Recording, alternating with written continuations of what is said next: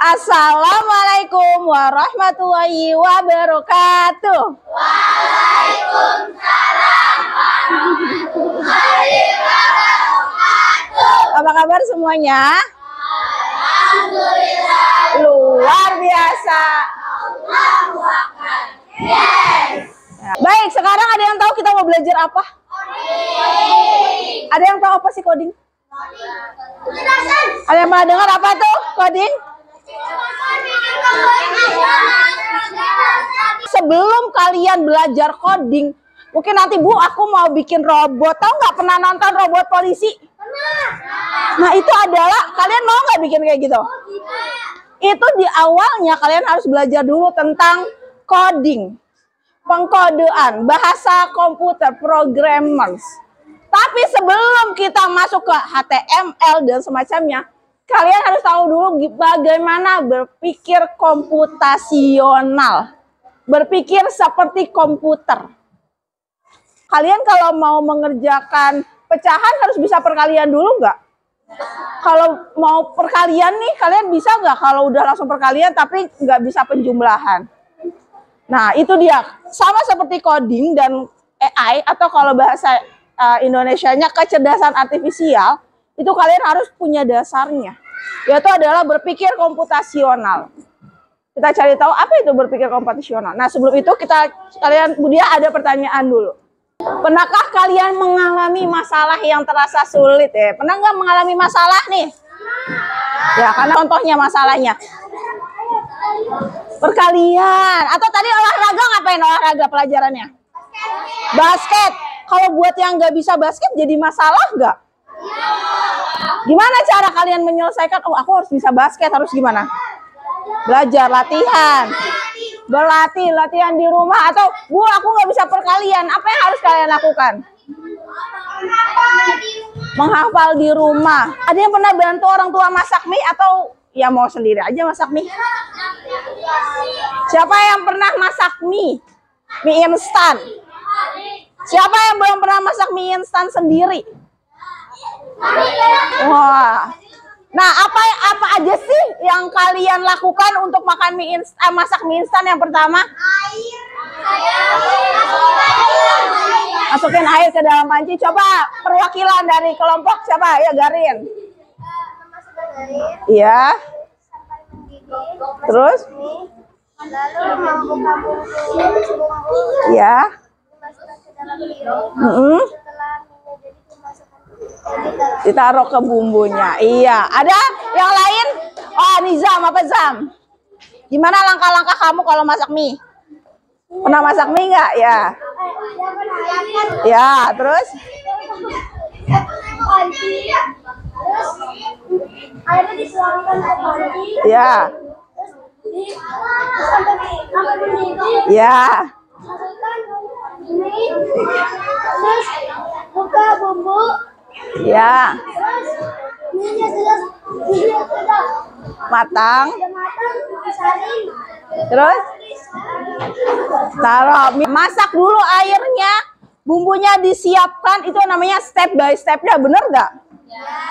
Step by step, langkah-langkah kalian buat masak mie. Itu sudah terstruktur kan? Nggak mungkin, oh airnya dulu dimasukin ke mangkok, terus taruh mie-nya, habis itu mangkoknya direbus ke kompor. Bener nggak kalau kayak gitu? Yang ada kompor, mangkoknya pecah. Rata-rata yuk pakai panci, nanti dan semacamnya. Itu berarti kalian sudah melaksanakan atau berpikir secara komputasional. Terstruktur, iya. Udah benar cara pemikirannya. Nah, di sini kita ada tujuan belajar kita hari ini. Boleh minta tolong bacain Okta. Apa tujuan belajar kita hari ini, Okta? Ya, baca aja. 1. Menjelaskan pengertian berpikir komputasional dengan contoh nyata. 2. Menerapkan 4 komponen berpikir komputasional. Dekomposisi, pola, abstraksi, algoritma dalam kegiatan nyata. 3. Menyusun solusi dengan cara Unplug. aktivitas nyata. Dan Plug. lab menggunakan aplikasi atau game edukatif. 4. Merefleksikan manfaat berpikir komputasional dalam kehidupan sehari-hari. Oke, terima kasih Okta. Iya, jadi kita hari ini akan belajar ini tentang apa itu berpikir komputasional, dan ternyata berpikir komputasional itu ada 4 macam. Nanti kita akan kenal perbedaannya apa. Lalu kita nanti akan sedikit bermain games yang gamesnya itu adalah salah satu cara untuk berpikir komputasional. Kayak ice breaking. Ya, ice breakingnya semuanya berdiri. Ice breaking is pemanasan, you know. Udah tahu sih udah panas ya, tapi sekarang kita akan mengikuti aba-aba dari Budiah yang keluar dari mulut. Kita akan menyanyikan lagu Marina menari di atas menara. Udah lagi, Marina menari di atas menara. Ikuti instruksi. Nanti akan Budiah buat, kalau Budiah bilang Marina tapi Budiah begini, berarti kalian harus tetap Marina. Iya, fokus ke instruksi dari mulut Budiah. Jangan fokus gerakannya. Siap ya? 1, kita cek siapa yang tidak fokus, berarti nanti bakal salah nih gerakannya. 1, 2, 3. Marina menari di atas menara. Marina menari di atas menara. Sekarang kita akan cari tahu what is berpikir komputasional atau computer thinking. Nih, berarti suatu metode atau cara berpikir yang memecahkan masalah rumit secara metodis. Ada metodenya, efisien dan logis. Mirip seperti cara seorang ilmuwan komputer membuat program. Jadi kita nggak harus jadi komputer nih, tapi kita berpikir seperti komputer. Kalau komputer disuruh maju, dia maju nggak?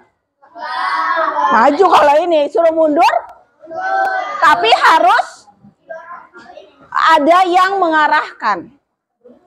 Jadi berpikir komputasional itu berpikir secara terstruktur. Kayak gini, keterampilan dasar itu adalah keterampilan dasar untuk semua orang. Bukan hanya untuk programmer. Kalau programmer, kalau kalian mau bikin program, contohnya Instagram itu aplikasi kan, itu programmer yang bikin Instagram tuh nggak cuma asal-asalan bikin codingnya, tapi harus benar. Oh, ini berarti HTML-nya begini. Pernah lihat coding nggak yang banyak gitu? Itu adalah salah satu berpikir komputasional. Karena harus terstruktur, nggak bisa nih. Kalau tiba-tiba salah, pasti error. Pernah nggak mengalami Instagram error? Atau TikTok error, pernah nggak? Kayak tiba-tiba nggak bisa live. Terus tiba-tiba mungkin ada yang nggak bisa upload video. Ya mungkin itu berarti ada pengkodean coding yang error. Coding ya, kita belajar coding. Karena kan anak zaman sekarang, zaman now, teknologi abad 21 harus tahu apa itu coding. Siapa tahu di sini nanti ada yang bisa menciptakan aplikasi baru. Nah, ini sekarang macam-macam berpikir komputasional ada 4. Dekomposisi, pengenalan pola, abstraksi, dan algoritma. Ada yang pernah dengar? Terasa asing nggak di telinga? Karena memang Budiah pun, karena kan Budiah juga baru ikut pelatihan ya, baru tahu oh ini ternyata bahasa-bahasa pemrograman gitu ya. Kita akan bedah lebih lanjut. Dekomposisi. Nah, ini adalah proses membagi masalah yang rumit nih. Tadinya masalahnya rumit nih dan besar menjadi komponen-komponen yang lebih kecil dan mudah dikelola. Contohnya gini, masalahnya membuat nasi goreng. Kalau yang nggak bisa itu bisa jadi, aduh pusing banget nggak sih bikin nasi goreng? Tapi ternyata mungkin kalau udah ada yang bisa gampang kok, tinggal ikutin aja langkah-langkahnya. Kayak tadi, masak mie. Coba tadi yang belum pernah masak mie siapa? Nafet, kenapa belum pernah Nafet? Terus? Iya. Nah, berarti ada, kalau kalian nih tidak sesuai dengan langkah-langkahnya, bisa jadi terjadi error kayak gitu. Mukanya terkena air panas lah, atau mungkin mie-nya setengah mateng. Nah, itu karena kalian dalam menyelesaikan masalah itu nggak beruntut, tidak kecil-kecil. Contohnya kayak gini. Kekurangan bahan itu bisa menjadi salah satu penyebab masalah. Salah satu yang bikin error tuh. Nah, caranya gimana ya? Nanti harus beli-beli bahannya dulu. Makanya sebelum kalian masak, sebelum membuat sesuatu, dengarkan, sebelum membuat sesuatu harus diperhatikan dulu. Oh, aku mau bikin nasi goreng, berarti aku pertama langkahnya menyiapkan bahan. Kalau nggak ada bahan nggak bisa jadi kan. Misalnya mau masak nasi goreng, nasinya ternyata belum matang. Bisa nggak? Enggak. Nah, itu kan bisa kalian selesaikan di awal sebelum kalian udah manasin ke panci dulu, ternyata baru menyiapin nasi. Nasinya ternyata habis. Bisa nggak jadi nasi goreng? Nah, itulah pentingnya berpikir secara dekomposisi. Kalian urutkan dulu, bikin dulu, siapkan bahannya. Oh, bahannya udah semua. Udah siap. Yang pertama kan otomatis adalah bahan. Bahannya udah ada, baru diiris deh bumbunya. Habis itu digoreng telurnya kalau mau pakai telur. Lalu ditumis bumbunya. Habis itu dicampur semua bahan dan masakannya. Jadilah nasi goreng. Apa yang makanan apa lagi yang pernah kalian buat, atau hal apa yang pernah kalian lakukan tapi kalian punya masalah nih, tapi kalian bagi-bagi jadi kecil-kecil. Oh, ternyata bisa kok. Apa contohnya? Bikin gulali. Terus bisa bikin gulali kan, oh harus siapin bahannya dulu, harus cari kompornya dulu, masak telur. Atau kalau di kelas ngapain nih? Piket. Betul, Ekas. Bisa nggak kalau piket nih sendirian doang, bisa nggak? Atau gini, udah terserah deh kalian mau apa, kita masing-masing aja, bisa nggak kayak gitu? Ntar yang ujungnya ternyata semuanya ngepel semua, atau enggak, aku maunya semuanya ngelap kaca. Akhirnya selesai nggak piketnya? Pasti ada yang dibagi-bagi. Kamu hari ini nyuci, ngepel. Kamu hari ini nyapu, nyuci nggak tuh? Boleh banget ya nyuci. Kamu hari ini ngelap kaca, dibikin kayak gitu nggak? Nah, itu berarti kalian secara tidak sadar, secara tidak langsung sudah menerapkan ini, dekomposisi dalam kehidupannya. Ada nggak yang dipiket tapi nggak dibagi-bagi gitu, setelah aja suka-suka? Ada nggak ya? Udah ada ya, makanya alhamdulillah kita piketnya setiap hari ada. Atau tugas kelompok dibagi-bagi. Nah, yang kedua, pola. Pola ini adalah mengidentifikasi pola atau tren atau paralel dalam data di masalah-masalah kecil yang telah dipecah. Contohnya gini, saat membuat nasi goreng kan kita ada langkah menumis kan? Menumis, tahu menumis? Memasak bumbu nih. Nah, pasti punya pola yang sama nih. Tumisin dulu panas, masukkan minyaknya. Bisa nggak dimasukin minyak, bumbunya dulu baru minyak? Karena nanti jadinya ya nggak mateng, atau minyaknya jadi bumbunya jadi berminyak. Polanya sama kan? Atau kalian ke sekolah. Kalau mau ke sekolah coba, Celo, apa yang kamu lakukan setelah bangun tidur? Kegiatan apa? Saat hari sekolah, mandi, terus sarapan, habis sarapan pakai baju, terus berangkat. Ada nggak? Udah tadi ke sholat. Bisa nggak misalnya sholatnya dibelakangin, jadi setelah berangkat, bisa nggak? Harus terus sama kan? Habis bangun tidur, mungkin ada yang sholat dulu atau yang mandi dulu, tapi kan tetap aja berpola. Elo melakukan itu setiap hari nggak? Berulang terus kan? Ke sekolah juga tetap kan? Bisa nggak? Misalnya kalian ke ke sekolah nggak mandi dulu, ntar aja mandinya pulang sekolah. Ada nggak yang kayak gitu? Enggak. Nah, pastikan semuanya berpola. Istilahnya kalian melakukan hal-hal rutin yang kalian lakukan itu sama. Kalau ada satu pola yang mungkin beda, bisa aja nanti jadi berantakan ke depannya. Pas hari kalian itu, bisa nggak mandi nih. Karena kalian bangun tidur biasanya jam 5. Ternyata bangun tidurnya jam 6. Apa yang terjadi? Telat. Jadi berantakan nggak polanya? Iya, kayak gitu contohnya.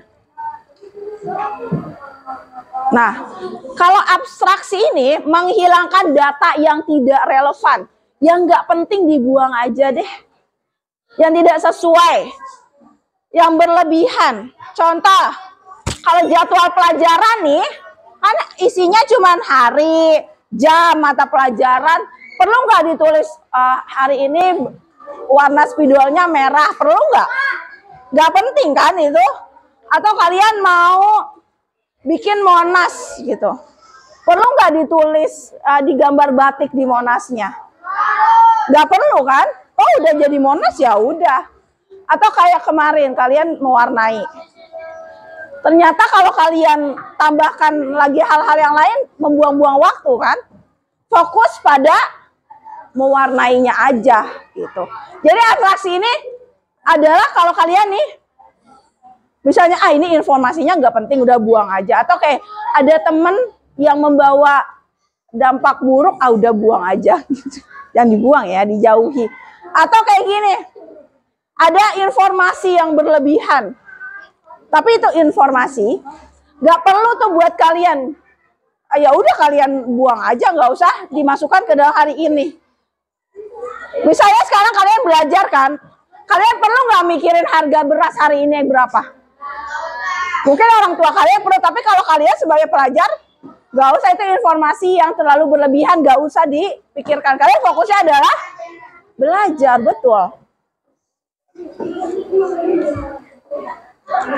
Nah ini algoritma nih, langkah-langkah atau aturan yang jelas dan berurutan. Kayak tadi yang kalian bangun tidur, itu masuk juga nih ke algoritma. Urutannya jelas, tidak ambigu, tidak memiliki arti ganda, dan pasti berhenti setelah masakan selesai. Contohnya resep masakan. Pernah ada yang bikin bolu ketan lumer? Kalau kalian nggak melakukan sesuai resep, berhasil nggak? Kadang kalau berlebihan, tidak berhasil kan? Atau kalau kalian misalnya ikut upacara nih. Kalau upacara bendera, pembawa acara harus mengikuti runtutan acaranya nggak? Boleh nggak tiba-tiba dia nyelipin ekas berlari ke tengah lapangan? Boleh nggak? Enggak. Atau setelah kan Dewan Guru meninggalkan lapangan upacara, habis itu nggak jadi balik lagi, boleh nggak?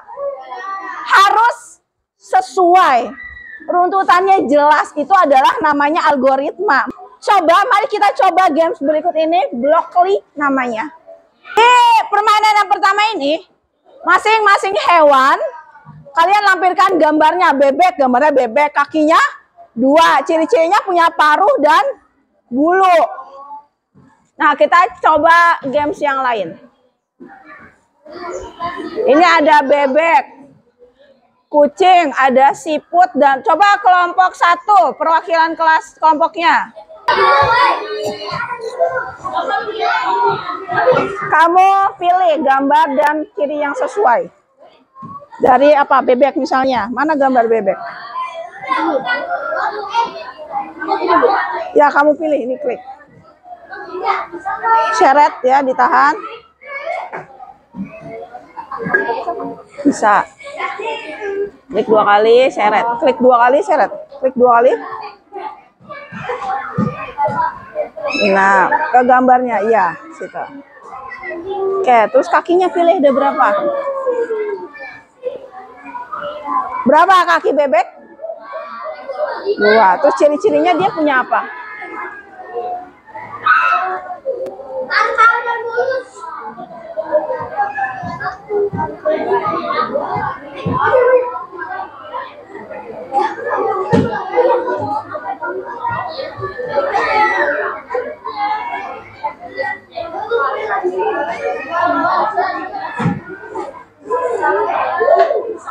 paruh, terus apa lagi?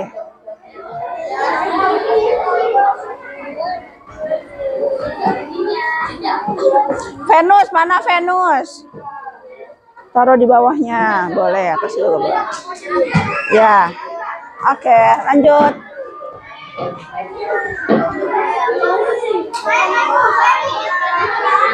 Ayo Venus, maju.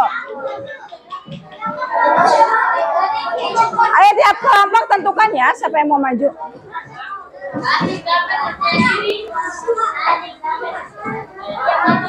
Apa? Pilih satu hewan.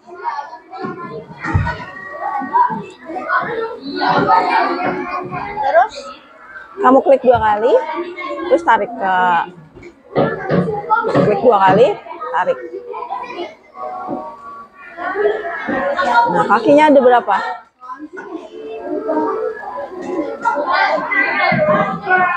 Ciri-cirinya apa? Pilih yang di sini 2. Punya apa kucing? Ya, itu kan. Nah, satu lagi. kumis, tempurung. Tempurung apa? Tempurung.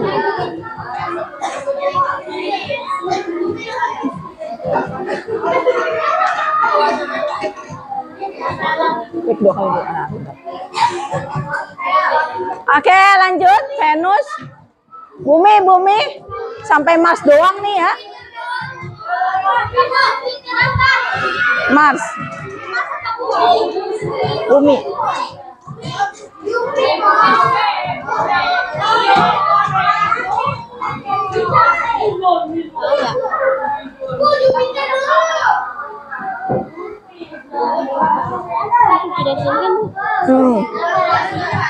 Klik 2 kali.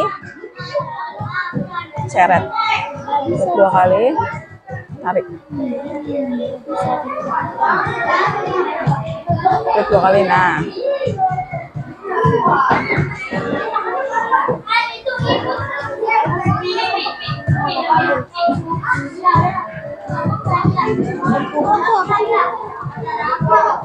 Ini.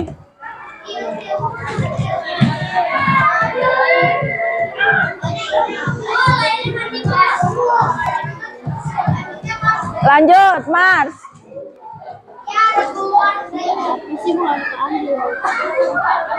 Ayo Mars. Oh belum, Kiyomi.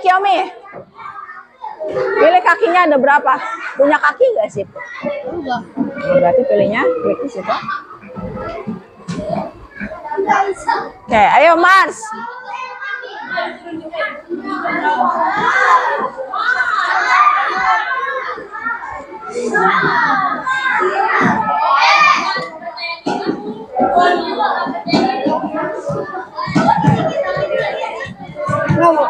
Nah, klik gambarnya.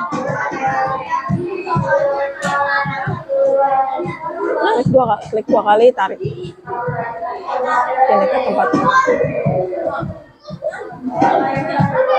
Ininya tarik. Pilih ada berapa kaki.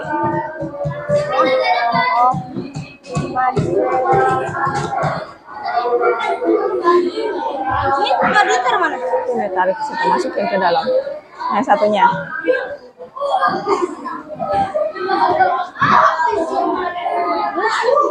Itu bisa di bawah mana? Nah, kakinya pilih udah berapa klik? Ada berapa? 4. 6. Iya. Oke, teman-temannya sudah menjawab. Ini salah satu contoh berpikir secara komputasional. Jadi menempatkan hal-hal sesuai dengan tempatnya. Contohnya gini nih, bebek punya paruh dan bulu, kakinya ada 2. Kita cek jawabannya. Oke, semuanya sudah benar. Tepuk tangan untuk kita semua.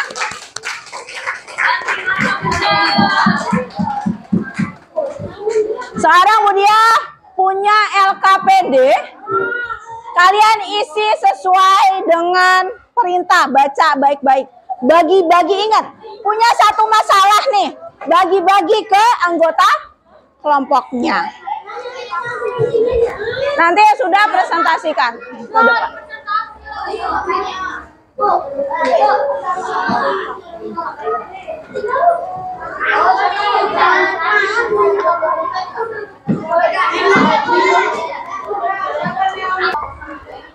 Betul.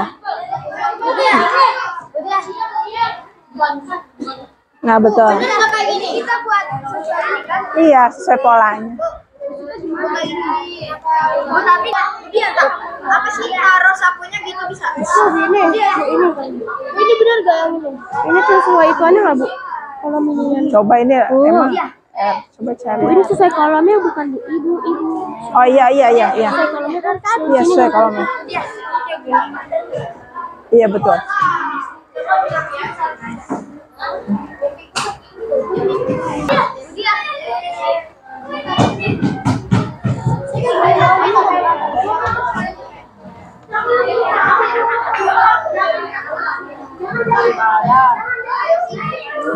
Iya, betul.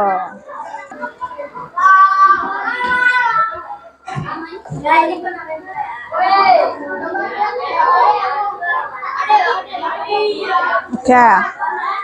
Kolomnya dia masuk ke C. Yang ini dua, barisnya 2, berarti C 2. Kode rahasia pertama adalah rumah. Kode Kenapa rahasia kamu bisa dapat rumah dari mana? karena dari mengikuti pola gambar. Ya. Kode rahasia kedua adalah sekolah. Kode rahasia ketiga adalah galaksi. Kode rahasia keempat adalah lens. Kode rahasia keempat adalah harimau. Kode rahasia ke-6 manusia. Kode rahasia ke-7 benua. Kode rahasia ke-8 seragam. Kode rahasia ke-9 buku. Oke. LKPD 5 siap-siap pergi ke sekolah. Ya. Oke. Langkah pertama, bangun tidur. Langkah kedua, membereskan tempat tidur. Yang ketiga, mandi. Langkah keempat, pakai baju. Yang kelima, sholat. Langkah keenam, sarapan. Dan 7, berangkat ke sekolah. Ini dulu kan. LKPD 9, temukan koordinat. Nomor 1, mobil. A1, 2, basket. C2, 3, pesawat. E3, 4, ikan. A4, 5, gunting. I dan 2, 6, boneka G1. Oke, tepuk tangan untuk kelompok Jupiter. Silakan boleh duduk kelompok Jupiter. Manfaat berpikir komputasional. Coba. Inaya, baca manfaat berpikir komputasional. Inaya. Mana aja, ya.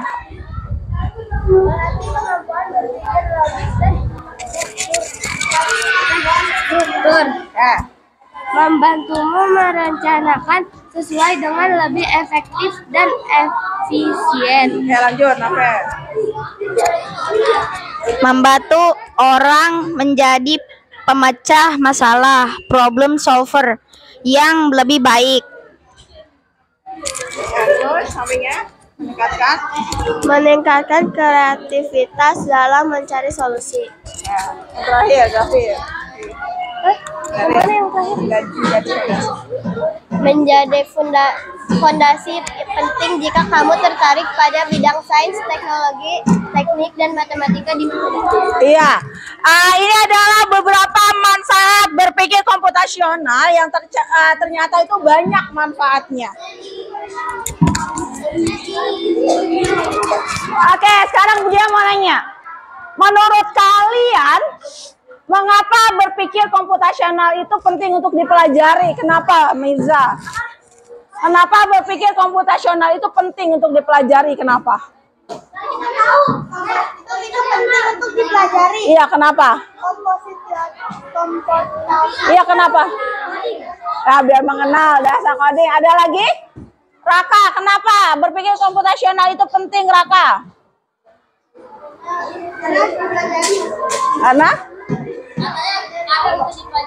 Karena untuk dipelajari. Ya, kenapa pentingnya?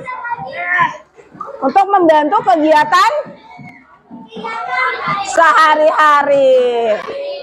Tadi apa aja contoh berpikir komputasional di rumah? Memasak, terus membereskan rumah, ya, mengapa termasuk langkah-langkah membereskan. Terus mau apa lagi? Kegiatan sehari-hari, ya, dari bangun tidur sampai berangkat sekolah. Mandi juga. Oke, kesimpulannya berpikir komputasional adalah alat bantu berpikir untuk kita, ya, yang bisa digunakan siapa saja. Tidak cuma programmer, tapi dari kalian bangun tidur sampai nanti kalian pulang sekolah, kalian itu udah menjalankan pola pikir komputasional. Kalau yang naik Jaklingko kan harus tap dulu kartunya, harus naik dulu baru tap kartu. Duduk baru turun. Itu adalah pola pikir komputasional. Nah, contohnya tadi ada 4, dekomposisi, pengenalan pola, abstraksi, dan algoritma. Oke, cukup sekian pertemuan kita hari ini.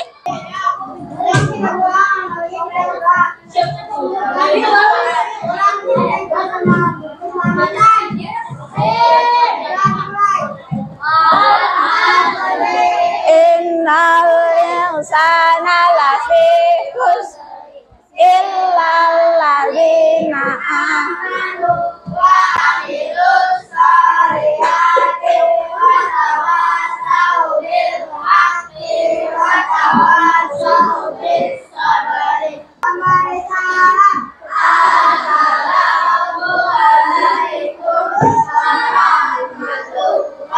warahmatullahi wabarakatuh. Waalaikumsalam warahmatullahi wabarakatuh. Sampai bertemu besok.